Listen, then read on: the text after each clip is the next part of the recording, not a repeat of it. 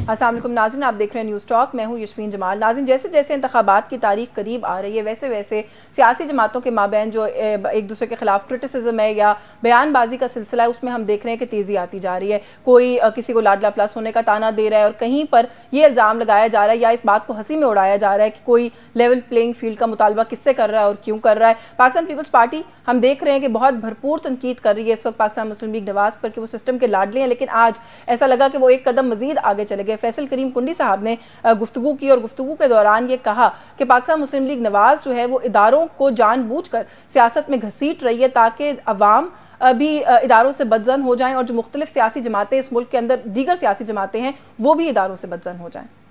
एक और लाडला, एक और सेलेक्टर, अगर एक और सिलेक्शन होती है तो आप इस मुल्क को खुदा न खास्ता इकोनॉमिकल क्राइसिस से नहीं निकाल सकते। मुस्लिम लीग ने हमेशा इदारों को जो है वो सियासत में धकेला है। आज भी वो एक तासुर देना चाहते हैं कि इदारे हमारे साथ हैं और वो ये तासुर देकर कहते हैं कि बाकी पॉलिटिकल पार्टीज इदारों के ऊपर तनकीद करना शुरू कर दे ताकि हमारा जो है हमें सेलेक्ट कर दिया जाए या हमें लाडला बना दिया जाए। जी, और साथ ही साथ ये भी कहा फैसल करीम कुंडी साहब ने कि मुल्क एक मरतबा फिर से सिलेक्शन का मुतहम्मिल नहीं हो सकता। तो कौन सिलेक्शन कर रहा है? ये तनकीद किस पर है? नून लीग क्या कोई मुनज़्ज़म साजिश कर रही है तो कैसे कर रही है? थोड़ा सा ये कुछ सवालात हैं जिनके जवाब लेने की कोशिश करेंगे। हमारे साथ प्रोग्राम में आज मौजूद है सीनियर सियासतदान है, फॉर्मर फेडरल मिनिस्टर हैं खुर्रम दस्तगीर खान साहब ने हमें ज्वाइन किया है। बहुत शुक्रिया सर आपका, आपके वक्त के लिए। सर सबसे पहले तो बहुत सारी बातें हैं लेकिन जैसे मैंने कहा कि इल्ज़ामात है और उनका सिलसिला जो है वो वसी होता जा रहा है। पीपल्स पार्टी कहती है कि आप लोग तो पूरी एक साजिश और सोचे समझे प्लान के तहत इदारों को घसीट रहे हैं सियासत के अंदर ताकि बाकी सियासी जमातें जो है वो इदारों से बदजन हो जाएं।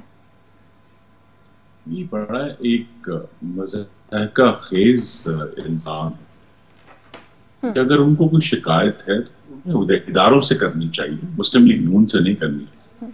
मुस्लिम लीग नून ने 2018 के मुश्किल तरीन हालात में भी 1,28,00,000 वोट लिए। तो हम तो अपनी उस बुनियाद पर कायम है और इंशाअल्लाह आवाम की हमायत से ही और अल्लाह ताला के करम से ही इंशाल्लाह कामयाब होंगे। हमारा कोई मुतालबा नहीं किसी इदारे से कि हमारे लिए पीटीआई की तरह 20 प्रिजाइडिंग अफसर अगवा किए जाएं या शहरों की गलियों में गोलियां चलाई जाएं ताकि खवातीन वोट डालने ना आए। हमारा कोई मुतालबा नहीं है कि आरटीएस को बैठाया जाए या हमारे लिए कोई जबरदस्ती हुकूमत पंजाब में जिस तरह बनाई गई मुस्लिम लीग नून की प्लुरैलिटी को कम करने के लिए।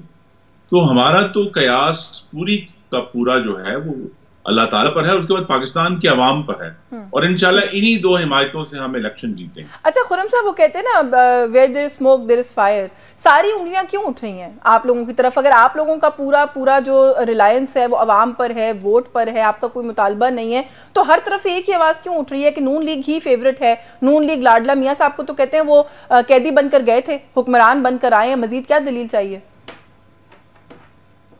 जी टारगेट मैं तो इस पर क्या सराही कर सकता हूँ कि इस वक्त मोहम्मद नवाज शरीफ की सूरत में पाकिस्तान में सबसे जो सीनियर सियासतदान हैं, स्टेट्समैन हैं, जिनको वजारत उज़्मा का तजर्बा है, जिन्होंने पाकिस्तान की जो एक अंदरूनी और खारजा पॉलिसी को बड़े करीब से देखा है, मैनेज किया है, फॉरेन रिलेशंस को मैनेज किया है, तो लिहाजा जब वो अगर मौजूद असल जो अगर थ्रेट है वो मोहम्मद नवाज शरीफ की इलेक्शंस में मौजूदगी है, क्योंकि इस सदी में जो 4 इलेक्शन हुए उनमें से 3 में तो मियां नवाज शरीफ इलेक्शन में मौजूद नहीं थे, ना 2002 में, ना 2008 में, ना 2018।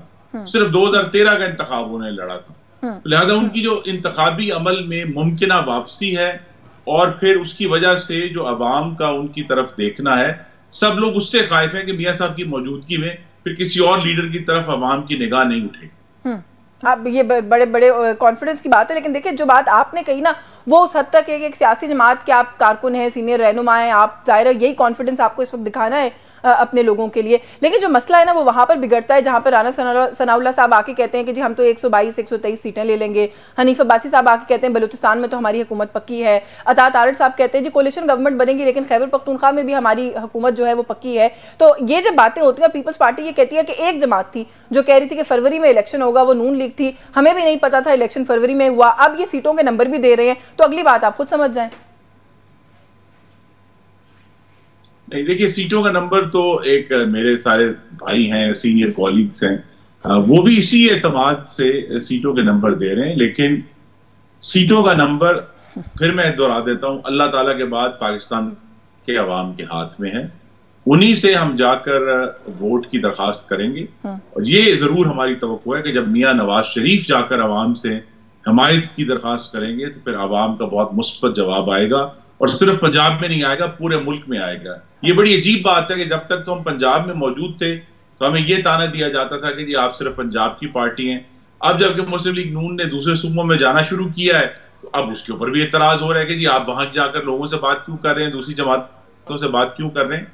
बहरहाल हमें पाकिस्तान को इस वक्त जो इंतहाई मुश्किल है उसमें चारों सूबों को साथ लेकर चलना है, और उसी के लिए सारी तैयारी हो रही है।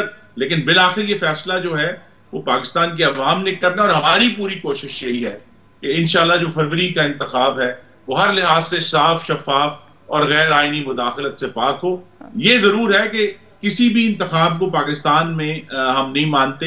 हालांकि 2013 का बहुत फ्री एंड फेयर इलेक्शन हुआ था, और वो वाहिद इलेक्शन है जिसका अदालती टेस्ट भी हुआ था, क्योंकि उसमें आप जीत कोई मुनज़्ज़म धांधली नहीं हुई, क्योंकि उसमें आप जीत गए थे। अगर आपको याद हो तो मखदूम अमीन फहीम साहब ने फ्लोर ऑफ द हाउस में सर कहा था एजेंसीज को मुबारक हो, आज वो जीत गई। तो सर ये मसला तो जो हारता है वो हमेशा, ये आवाज तो इस मुल्क में हर वक्त उठती है। मैं फिर दोहरा देता हूं कि 2013 का वाहिद इलेक्शन है जिसका पाकिस्तान की सबसे बड़ी अदालत में टेस्ट हुआ था, जिसके ऊपर बाकायदा केस चला था। तमाम सबूत और शवाहिद जो उस वक्त की ऑपोजिशन जमात थी पीटीआई, वो कहते थे हम ट्रकों में भरकर सबूत लाए हैं, और ट्रकों में भर, बिल्कुल, और पता चला कि वो सारा का सारे जो ट्रक थे वो रद्दी से भरे हुए थे। हाँ, 4 हलकों का टेस्ट हुआ था, बिल्कुल हुआ था, वो आप दुरुस्त कह रहे हैं। लेकिन मैं फिर ये अदालत में मैं अवाम को याद करा दूं, आपके नाजरीन को, कि अदालत में कमीशन में पूरा टेस्ट हुआ था, पूरा केस चला था, तमाम सबूत और शवाहिद की पेशियां हुई थी, और उसके बाद सुप्रीम कोर्ट के कमीशन ने यह कहा था कि 2013 के इलेक्शन में कोई मुनज़्ज़म धांधली नहीं हुई। चलिए सर, वो भी अगेन वो पीछे जाने वाली बात है, उसके अंदर भी बहुत आर्ग्यूमेंट है कि किस तरीके से वो सारा मामला आगे बढ़ा था। बिफोर आई गो ऑन, ये जो आपने कहा ना कि और सूबों में अगर हम बात करें सबको साथ लेके चलने की जरूरत है, उस पर मैं आपसे बात करूंगी। लेकिन उससे पहले अपने जमात के बाकी सीनियर कॉलीग्स को मशवरा देंगे कि ये नंबर देना बंद कर दें। राना सनाउल्लाह साहब को भी कोई मशवरा दे दे, उनको कहें ना कहें 122 सीटें आ जाएंगी, 123, क्योंकि कल को अगर आ गई तो फिर आपको पता है बात कहाँ जाएगी। नहीं, देखिए वो तो हम चाहेंगे कि राना साहब की बात इंशाअल्लाह अल्लाह ताला पूरी करेगा, लेकिन जरूर एहतियात, गुफ्तगू में जरूर एहतियात करनी चाहिए।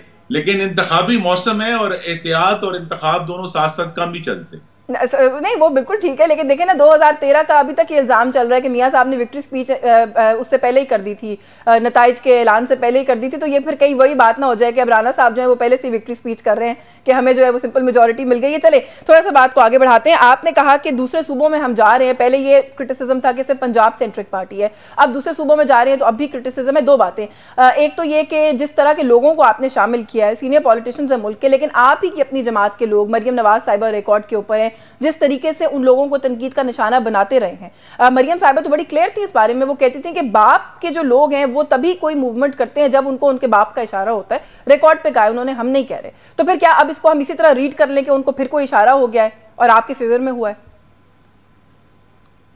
जी, मैं तो इसे इस तरह रीड करूंगा कि जो एक बहुत ही भयानक तजर्बा इमरानी हम सब ने उसकी सजा भुगती है, उसके बाद सियासत के बहुत सारे मामलात साफ और सीधे हो गए हैं कि जो 2018 या 2016 से डॉन लीग से जो इंजीनियरिंग की गई थी वो इंजीनियरिंग मुल्क में कामयाब नहीं हो सकती। बहरहाल सियासत ने और जमहूरियत ने अपना जो नॉर्मल तरीक़ेकार है जिसमें कोलिशंस बनाई जाती हैं, लोगों से बात की जाती है, उस पर वापस आना। भले वो वही लोग हों जिनको माजी में मियां साहब चाबी वाले खिलौने कहते रहे हैं।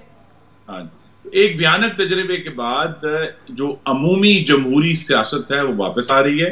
और पाकिस्तान पीपल्स पार्टी से भी मेरी ये इस्तदा है कि खुद उनके साबिक चेयरमैन आसिफ अली ज़रदारी साहब कहते हैं, बड़ा अच्छा लफ्ज है, कि एक जमहूरी और खुला मुकाबला होना चाहिए। तो हम खुद जमहूरी और खुला मुकाबला करते हैं और अवाम ने जिसको फिर हमायत दी हम सब उसका एहतराम करेंगे। 2022 में भी अगर मोहम्मद शहबाज शरीफ की वजारत उज़्मा इस वजह से आई कि मुस्लिम लीग नून की सबसे ज्यादा नशिस्तें थी कौमी असम्बली में 85 नशस्तें थी, उसके मुकाबले में पीपल्स पार्टी की 55 नशस्तें थी। तो लिहाजा वहां तो इलेक्शन के अगले रोज जब नशस्तों की तादाद वाज़े हो जाएगी, उसके मुताबिक तमाम जमातें अपना फैसला करेंगी। ये जरूर है कि 16 माह में आज की जो भी तलखी है, लेकिन 16 माह में एक मिसाली ताउन हमें जो बाकी 14 जमातें थी उनके साथ हमें हासिल हुआ, पार्लियामान में भी, काबीना में भी। तो इंतखाबात की तलखी के बाद वो एक ज्यादा मुस्बत बुनियाद है कि सब जमातें पहले भी साथ चली और इंशाल्लाह आगे भी साथ चलेंगी। इंतखाबात की तलखी पर्सनल होती जा रही है। खुर्रम साहब, आप लोगों ने 16 महीने मिसाली गुजारे, उसके बाद व्हाट वेंट सो रॉन्ग के जाती हमलों तक बात पहुंच गई है। मतलब पॉलिटिकल तो ठीक है, मुखालफत आप लोग करेंगे, मुख्तलिफ सियासी जमातें हैं, लेकिन ये तो पर्सनल हो गया मसला।